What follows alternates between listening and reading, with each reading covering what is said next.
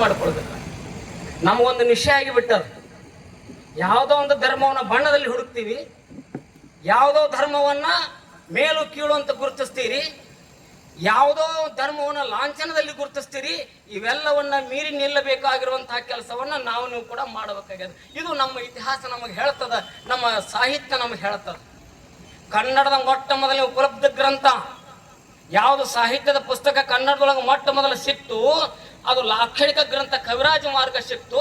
ಕವಿರಾಜ ಮಾರ್ಗಕಾರ ಹೇಳ್ತಾನ, ಏನ್ ಹೇಳ್ತಾನಂದ್ರ, ಕಸವರಮೆಂಬುದು ನೆರೆ ಸೈರಿಸಲ್ಲಾರ್ಪಡೆ ಪರ ವಿಚಾರಮುಮಂ ಪರಧರ್ಮಮುಮಂ. ಕಸವರಮೇಮ್ ಎಂದು ಏನೆಂದು ಉಪವಾಸ ಮಾಡುವರೆಲ್ಲ. ನಾವೇನ್ ತಿಳ್ಕೊಂಡ್ವಿ, ಬಂಗಾರ ಅಂದ್ರ ಈಗೇನು 2 ಲಕ್ಷ ರೂಪಾಯಿ ದಾಟ್ಯದಲ್ಲ ಅದಕ್ಕೆ ಬಂಗಾರ ಅಂತ ತಿಳ್ಕೊಂಡ್ವಿ. ಹಳದಿ ಲೋಹ ಇದೆಯಲ್ಲ ಅದು ಬಂಗಾರ ಅಂತ ತಿಳ್ಕೊಂಡ್ವಿ, ಆದ್ರದು ಬಂಗಾರ ಅಲ್ಲ ಅಂತ ಹೇಳ್ತಾನ ಕವಿರಾಜ ಮಾರ್ಗಕಾರ ಶ್ರೀ ವಿಜಯ. ಆತ ಏನ್ ಹೇಳಿದ್ರ, ಕಸವರ ಅಂದ್ರೆ ಬಂಗಾರ, ಕಸವರ ಅಂದ್ರೆ ಬಂಗಾರ, ಕಸವರಮೇಂ. ನಮ್ಮ ಜನ ನಿಜವಾದಂತಹ ಬಂಗಾರವೆಂದರೆ ತಿಳಿಯುತ್ತಿಲ್ಲ. ಮೈ ಮೇಲಿನ ಆಭರಣವನ್ನ ಹಳದಿ ಲೋಹವನ್ನ ಬಂಗಾರವಾಗಿ ತಿಳಿದುಕೊಂಡಿದ್ದೇವೆ. ಆದರೆ ನಿಜವಾದಂತಹ ಬಂಗಾರವೆಂದರೆ ಪರರ ಧರ್ಮಗಳನ್ನು ಅರಿತುಕೊಳ್ಳುವುದು, ಪರರ ತತ್ವಗಳನ್ನ ವಿಚಾರಿಸುವುದು. ಇದು ನಿಜವಾದಂತಹ ಧರ್ಮ ಅಂತನ. ಇದರೊಳಗೆ ಸಾಮ್ಯತೆ ಅದ. ಇಲ್ಲಿ ಕಾಲೇಜಿಗೆ ಬಂದಂತಹ ಸಂದರ್ಭದೊಳಗ, ಈ ಕಾರ್ಯಕ್ರಮದಲ್ಲಿ ಕುಂದಂತಹ ಸಂದರ್ಭದೊಳಗ ಒಬ್ಬರಿಗೊಬ್ಬರು ಹೆಗಲು ಹೆಚ್ಚಿ ಕುಂತಹ ವಿದ್ಯಾರ್ಥಿಗಳು, ಒಬ್ಬರು ಕಾಟಿನಿಂದ ಒಬ್ಬರು ತೆಗೆದುಕೊಂಡಂತಹ ವಿದ್ಯಾರ್ಥಿಗಳು, ನೀವು ಮನೆಗೆ ಹೋದ್ರ ಹೊರಗೆ ಹೋದ್ರ ಯಾಕೆ ನೀವೊಂದು ಜಾತಿ ಪ್ರಶ್ನೆ ಕಾಡ್ತದ? ಇದನ್ನು ನಿಮಗೆ ನೀವು ಅರ್ಥ ಮಾಡ್ಕೊಳ್ಬೇಕು. ಇಲ್ಲಿ ಇಲ್ಲದಂತಹ ಜಾತಿ ಭೂತ, ಇಲ್ಲಿ ಇಲ್ಲದಂತಹ ಈ ವೈಷಮ್ಯ ಹೊರಗೆ ಯಾಕೆ ಬರ್ತಪ್ಪ ಅಂತಂದ್ರ, ನಾವು ಯಾರಿಗೋ ನಮ್ಮ ತಲೆಯನ್ನ ಮೆದುಳನ್ನ ಮಾರಿಕೊಳ್ಳುತ್ತಿದ್ದೇವೆ ಅಂತ ಅರ್ಥ.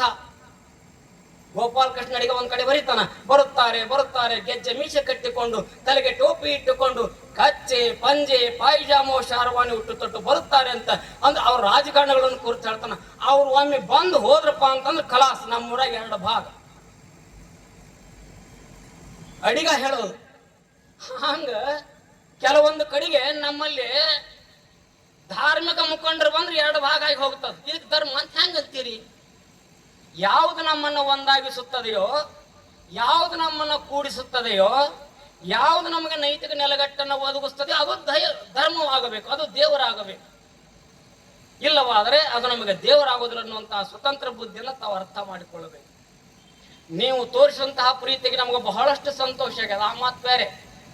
ಮಾತನಾಡ್ತಾ ಹೋದ್ರೆ ನಮ್ಗೆ ದೊಡ್ಡ ಸರ್ ಹೇಳ್ಯಾರ, ಸರ್ ನಿಮ್ ಟೈಮ್ ಹೆಚ್ಚಾತಂದ್ರ ಗಂಟಿ ಹೊಡಿಸ್ತೀನಿ ಅಂತಂದ್ರೆ ಗಂಟಿ ಹೊಡೆದಾಗ ಬಿಡವ. ನಾನು ಹೇಳಬೇಕಾದಂತಹದ್ದು ಬಹಳ ಅದ. ದೈವ ಲೀಲೆಯೋ ಕಾಣೆ, ಕರ್ಮ ಜಾಲವೋ ಕಾಣೆ, ಅದು ಬುಜ್ಜಿ ಆಚೆಗಿನ ಮಾತು. ಯಾವುದೇನೇ ಇರಲಿ, ಪ್ರೀತಿ ಅಂತ ವಸ್ತು ಜಗದಲ್ಲಿ ಕಾಣೆ ಮನಗಂಡ ಮಾತು ಅಂತ. ಇದು ಮನಗಂಡ ಮಾತು. ಈ ಮನಗಂಡ ಅಂತೇನು ಮಾತಿದೆಯಲ್ಲ, ಇದು ನಮ್ಮ ಉತ್ತರ ಕರ್ನಾಟಕದ ವಿಶಿಷ್ಟವಾದಂತಹ ಶಬ್ದ. ಇದು ಉಳಿದ ಕಡೆ ಸಿಗಂಗಿಲ್ಲ. ಅಡಿಗೆ ಹೆಂಗಾಗಿತ್ತು, ಭಾರಿ ಮನಗಂಡಾಗಿತ್ತು.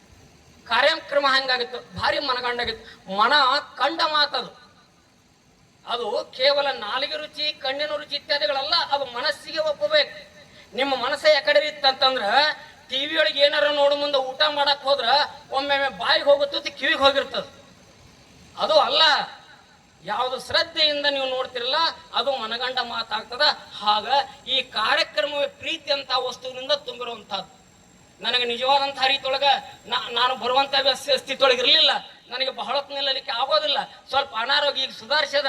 ಈ ಸಹೋದರಿಯರು ಮ್ಯಾಗ ಫೋನ್ ಮಾಡಿ, ಸರ್ ನಾವು ಬರ್ಬೇಕಂತೀವ್ರಿ, ನಮ್ಮ ಮನೆಯವ್ರನ್ನ ಕರ್ಕೊಂಡ್ ಬರ್ಬೇಕಂತೀರಿ. ಎದಕ್ಕೆ ಮಾತಾಡ್ಸಕ, ತಂಗಿ ನಾವು ಆರಾಮದೀನಿ ಅಂತೇಳಿ ನಿಮ್ಮ ಕಾರ್ಯಕ್ರಮಕ್ಕೆ ನಾನು ಬರ್ತೀನಿ ಅಂತ.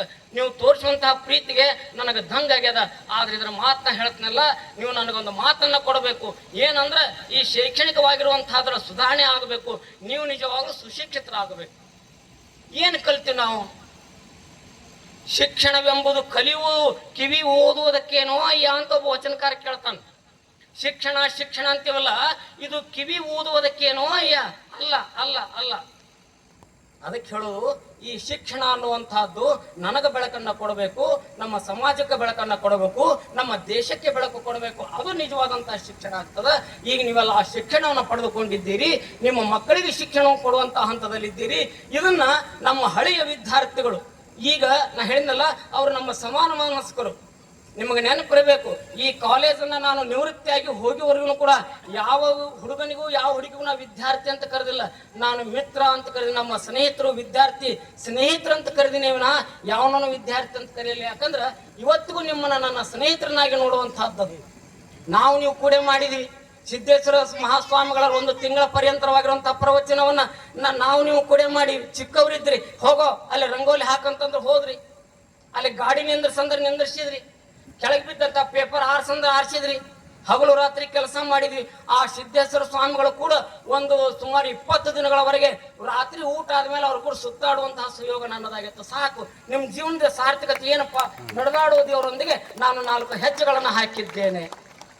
ಹೌದು, ಖರೆ. ಆ ಸ್ವಾಮಿಗಳ ಮಾತನ್ನ ಏನ್ ತಿಳ್ಕೊಂಡಿ? ಅವ್ರು ಕೂಡ ಹೆಜ್ಜೆ ಹಾಕಿದಿ, ಅವ್ರು ಕೂಡ ಫೋಟೋ ತೆಗೆಸ್ಕೊಂಡಿರಿ. ಇದೋ ಡ್ರೆಸ್ಸಿನ ಮ್ಯಾಗನ ಅವ್ರು ಕೂಡ ಇರುವಂತ ನನ್ನ ಮನೆಗೆ ಫೋಟೋ ಅದ. ಖರೆ ಅವರ ಮಾತುಗಳನ್ನ ನಾವೇನ್ ಪಾಲಿಸಿದ್ವಿ, ಹಾಗಾದ್ರೆ ಅದನ್ನ ನಾವು ಲೆಕ್ಕ ಹಾಕೋಬೇಕು. ಸಾಲೋಟಿಗೆ ಭಾಳ ಜೀವ ಇದ್ರು, ಅವ್ರು ಭಾಳ ಜೀವಿದಂತ ಕೆಲಸವನ್ನ ಮಾಡಿದ್ವಿ. ಶಿವಯೋಗ ಶ್ರೀದ್ರು ನಾವು ಸನ್ನತಿಗೆ ಹೋಗಿ ಬಂದಂತ ಪ್ರಸಂಗವನ್ನ ನೆನೆಸ್ಕೊಂಡ್ರೆ ಎಲ್ಲದರಗೂ ನಮ್ಮ ಪಾತ್ರದ. ಇದು ಮೂಲತಃ ಈ ಸಾಲೋಟಿಗೆ ಅನ್ನುವಂಥದ್ದು ಗುರು ಶಿಷ್ಯರ ಪರಂಪರೆಯಲ್ಲಿ ಬಂದಿರುವಂತಹದ್ದು. ಸನ್ನತಿಯ ಶಿವಯೋಗಿ ಸನ್ನತಿಯ ಸೋಮೇಶ್ವರ, ಸಾಲೋಟಿಗೆ ಶಿವಯೋಗಿ, ಮಣೂರಿನ ಗಡ್ಡಿ ಲಿಂಗಪ್ಪ, ಇವು 3 ಗುರು ಶಿಷ್ಯರ ಸಂಬಂಧವನ್ನು ಒಳಗೊಂಡಂತಹದ್ದು. ಇಲ್ಲಿ ಅಗಸ್ಯಾಗ ನಿಂತು ಶಿವಗಪ್ಪ ಅಂದ್ರೆ 1000 ಮಂದಿ ಬರ್ತಾರ, ಗಡ್ಡಪ್ಪ ಅಂದ್ರೆ 1000 ಮಂದಿ ಕೊಡ್ತಾರ, ಸೋಮಪ್ಪ ಅಥವಾ ಶಿವಪ್ಪ ಅಂತಂದ್ರೆ 1000 ಮಂದಿ ಕರೀತಾರಲ್ಲ. ಈ 3 ಹೆಸರುಗಳಲ್ಲಿ ಊರು ತುಂಬಿಕೊಂಡಿದೆಯಾ ಆದ್ರೆ ನಾವು ಆ ಬದುಕನ್ನ ನಾವು ಬದುಕುವಂತ ಕೆಲಸವನ್ನ ಮಾಡ್ಬೇಕು. ನಮಗೇನಾದ್ರೂ ಕಳಂಕ ಬಂದಪ್ಪ ಅಂದ್ರೆ ತೆಗಿಬೇಕು. ನಮಗೆ ಎಂಥವ್ರು ಅಧಿಕಾರ ಕೊಟ್ಟರು ಅಂತಂದ್ರೆ, ಇಲ್ಲಿ ನಾವು ಬಂದಂತಹ ಸಂದರ್ಭದೊಳಗ ಗಡ್ಡಪ್ಪ ಗೌಡ್ರಿದ್ರು, ಜೋತಗೊಂಡು, ಗುರಪ್ಪನವರು ಸಡ್ಡಿ ಇದ್ರು, ಶಿವಗಪ್ಪನವರು ಅರಳಗುಂಡಿಗೆ ಇದ್ರು.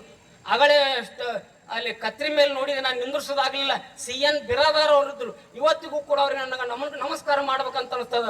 ಮರಡಿ ಅವರಿದ್ರು, ಶಂಕರಪ್ಪನವರು ಮರಡಿ ಅವರಿದ್ರು. ಇವರೆಲ್ಲರೂ ಕೂಡಿ, ಶಿವಗಪ್ಪನವರು ಕುಂಬಾರ, ಮಲ್ಕಾಜಪ್ಪನವರು ವಾಲಿ, ಇವರೆಲ್ಲರೂ ಕೂಡಿ ನಾವು ಬಂದಂತ ಸಂದರ್ಭ 1 ಪೈಸಾ ಮುಟ್ಟಿಲ್ಲ. ರೊಕ್ಕ ಕೊಡಕ್ ಹೋದ್ರೆ, ನಮ್ಮ ಡೆವಲಪ್ಮೆಂಟ್ ಫೀ ಕೊಡಕ್ ಹೋದ್ರೆ ಬ್ಯಾಡ ತಡೀರಿ ಹಂಗಿದ್ರು. ನಂತರ ಬಂದಂತಹ ಮಲ್ಲನಗೌಡರು ಗ್ರೂಪ್ ಅಂತ, ಅವ್ರನ್ನ ನಿಜವಾಗಿಯೂ ನಾನು ವೈಯಕ್ತಿಕವಾಗಿ ಈ ಪದಕ್ಕ ಪ್ರಾಚಾರ್ಯರ ಹುದ್ದಿಗೆ ಒಂದು ಘನತೆಯನ್ನು ತಂದು ಕೊಟ್ಟಂಥವ್ರು. ಅವ್ರ ನಂತರ ರಾಜಶೇಖರ್ ಬಗಲಿಯವರು, ಈಗ ಜೋತ್ಕೊಂಡವರು, ಯಾರು ಬಂದ್ರು ನಿಮ್ಮ ಅಧಿಕಾರಕ್ಕೆ ಏನಪ್ಪಾ ಅಂದ್ರೆ ಭಗವಂತ ನಿಮಗೆ ಮಾಡಿಕೊಟ್ಟಂತ ಒಂದು ಅವಕಾಶ ಇದೆ, ಸೇವಾ ಮಾಡಕ್ ಕೊಟ್ಟಂತ ಒಂದು ಅವಕಾಶ. ಇಲ್ಲಿ ಆಡಳಿತ ನಡೆಸಲಿಕ್ಕಾಗಿ ಬಂದಂತವ್ರು ಅಲ್ಲಿ ಅವ್ರ ಕನಸಿರ್ಲಿಲ್ಲ. ನಾ ಹೇಳ್ಕೊಂತ ಹೋದ್ರೆ ಭಾಳ ಮತ್ತೆ ಹಂಗೆ ಹೇಳ್ಕೊಂತ ಹೋಗ್ತದ. ಇನ್ನು ಒಂದು ಮಾತನ್ನ ನಿಮ್ಗೆ ನೆನಪು ಮಾಡಿ ಕೊಡ್ತೀನಿ. ಇದು ನಿಮ್ದು ಸಾಂಸ್ಕೃತಿಕವಾದಂತಹ ಊರು ಸಾಲೋಟಿ ಅನ್ನುವಂಥದ್ದು ನೆನಪಿಟ್ಟುಕೊಳ್ರಿ. ಮೊದಲು ಚೆನ್ನರು ಅಡ್ಡಾಡಿರುವಂತಹದ್ದು ಗೆಳೆಯರ ಬಳಗ ಕಟ್ಟಿಕೊಂಡ್ರು. ಇಡೀ ಕರ್ನಾಟಕದೊಳಗೆ 2 ಕಡೆ ಗೆಳೆಯರ ಬಳಗ, ಒಂದು ಕಡೆ ಧಾರವಾಡದೊಳಗ ಬೇಂದ್ರೆಯವರ ಗೆಳೆಯರ ಬಳಗ, ಇನ್ನೊಂದು ಹಲಸಂಗಿ ಗೆಳೆಯರ ಬಳಗ ಅಂತ ಈ ಭಾಗದೊಳಗ ಸ್ವತಃ ಬೇಂದ್ರೆಯವರು ಬಂದು ಇಲ್ಲಿ ಮಧುರ ಚೆನ್ನರು ಸತ್ತಂತಹ ಸಂದರ್ಭದೊಳಗ ಅವ್ರನ್ನ ಹುಗದಾರ ಅನ್ನಂಗಿಲ್ಲ. ಅವರು ಇಲ್ಲಿ ಮಧುರ ಚೆನ್ನರನ್ನ ಬಿತ್ತಿದ್ದೇವೆ ಅನ್ಬೇಕಾಗಿತ್ತಪ್ಪ ಅಂತಂದ್ರ ಅಂತಹದ್ದು ಲಾವಣಿಗೆ ಹೆಸರಾಗಿರುವಂತಹ, ಡೊಳ್ಳಿನ ಪದಕ್ಕೆ ಹೆಸರಾಗಿರುವಂತಹ, ಇಷ್ಟ ಯಾಕ ಎಲ್ಲಾ ಕಲೆಗೆ ದೊಡ್ಡಾಟಕ್ಕೆ ಹೆಸರಾಗಿರುವಂತಹ ಈ ಸಾಲೋಟಿಗೆ ಅತ್ಯಂತ ಕಲಾಕಾರರು ಆಗಿ ಶಿಕ್ಷಣವಂತರ ಊರಾಗ್ಯದ. ಇಲ್ಲಿ ಶ್ರೀನಿವಾಸ ಕುಲಕರ್ಣಿ ಅಂತವ್ರು, ಇಂಜಿನಿಯರ್ ಶ್ರೀನಿವಾಸ ಕುಲಕರ್ಣಿ ಅಂತವ್ರು, ಕರೂರ್ ಸರ್ ಅಂತವ್ರು, ವಾಲಿ ಸರ್ ಅಂತವ್ರು, ನಮ್ಮ ಜನಪದಕ್ಕೆ ಒಂದು ಹೆಸರನ್ನು ಕೊಟ್ಟಂತ ಎಳಸಂಗಿ ಕಳ್ಳನ್ನೋಡಾಗಿರ್ಬೋದು, ಈ ಶಿಕ್ಷಣ ಈ ಶಾಲೆಗೆ ಭದ್ರ ಬುನಾದಿನ ಹಾಕಿರುವಂತ ಬಗಲಿ ಸರ್ ಆಗಿರ್ಬೋದು. ಒಬ್ಬರ ಇಬ್ಬರ ಯಾರನ್ನಂತ ಮಾತಾಡ್ತೀರಿ, ಚಿಕ್ಕಪಟ್ಟ ನಮ್ಮ ಷಣ್ಮುಖ ಸ್ವಾಮಿಗಳಂತವ್ರಾಗಿರ್ಬೋದು, ಕರೂರ್ ಭೀಮರಾಯರಂತವ್ರಾಗಿರ್ಬೋದು, 100 ಮಂದಿ ಸೇರಿಸಿರುವಂತಹದ್ರೊಳಗ ನೀವು ಅವರ ಮುಂದುವರೆದಂತಹ ಕುಡಿಗಳು. ನಿಮ್ಗ ಹ್ಯಾಂಗ ನನಗಿಷ್ಟು ಹೊಲ ಅದ, ಇಷ್ಟು ಮನಿ ಅದಂತ ಹೆಮ್ಮೆ ಅದಲ್ಲ, ಹಾಗೆ ಈ ಸಂಸ್ಥೆ ಬಗ್ಗೆ ಇರಬೇಕು, ಈ ಊರಿನ ಬಗ್ಗೆ ಇರಬೇಕು. ಅಂದ್ರೆ ಇಲ್ಲಿ ಯಾವ ಕೆಟ್ಟ ಕೆಲಸಗಳು ಆಗೋದಿಲ್ಲ, ಒಳ್ಳೆಯದ್ರ ಕಡೆ ತಮ್ಮ ಗಮನ ಹೋಗಬೇಕು. ಅದಕ್ಕಾಗಿ ನಾನು ಹೇಳೀನಿ. ನಾನು ಈಗಾಗಲೇ ಹೇಳ್ದಂಗ 18 ವರ್ಷದ ಆವತ್ತಿನ ಯುವಕ ಯುವತಿಯರು ಇವತ್ತು 30 ವರ್ಷದ ಪ್ರೌಢರಾಗಿ ನಿಮಗೊಂದು ಜವಾಬ್ದಾರಿದ. ನಾನು ಕ್ಲಾಸ್ನಾಗ ಹಾಸ್ಯ ಮಾಡ್ತಿದ್ದೆ, ಅದು ಲಕ್ಷ್ಮಿಯವ್ರಿಗೆ ನೆನಪಿರಬೇಕು, ಹಸುರವ್ರಿಗೆ ನೆನಪಿರಬೇಕು, ನಿಮಗೆ ನೆನಪಿರಬೇಕು. ಏನ್ರಪ್ಪ ಈಗಂತೂ ಶಿಕ್ಷಣ ಮುಗಿತು, ಹೋಗ್ತೀರಿ, ಇನ್ನೊಮ್ಮೆ ಯಾವಾಗ ನೀವು ಭೇಟಿ ಆದ್ರೆ ನೀವು ಒಬ್ಬರ ಬರ್ತಾರಂಗಿಲ್ಲ, ಹಿಂಗೆ ಕೈ ಹಿಡ್ಕೊಂಡು ಈ ಬಟ್ಟೆಗೆ ಅಷ್ಟು ನಿಮ್ಮ ಹುಡುಗರು ಕೈ ಹಿಡ್ಕೊಂಡು ಅವ್ರು ಬರ್ಬೇಕು. ಬಿಜಾಪುರದಾಗ ಬಂದ್ರಪ್ಪ ಅಂದ್ರ ಗಂಡ ಹೆಂಡತಿ ಬರ್ತಿರ್ತೀರಿ, ಯಪ್ಪ ಸರ್ ಬಂದ್ರಂತ ನೀವು ಹಿಂದೆ ಸರಿದು ಏನೈತಿ ಅವ ಬಾ ಅಂತ ಈ ಕಡೆ ಜಗ್ಗುದು, ಇಂಥ ಘಟನೆಗಳು ನಡಿಬಹುದು ಅಂತ ಆಶೆ ಕೇಳಿದ್ದೆ. ಅದು ಸತ್ಯವಾಗಿರುವಂತಹದ್ದದ.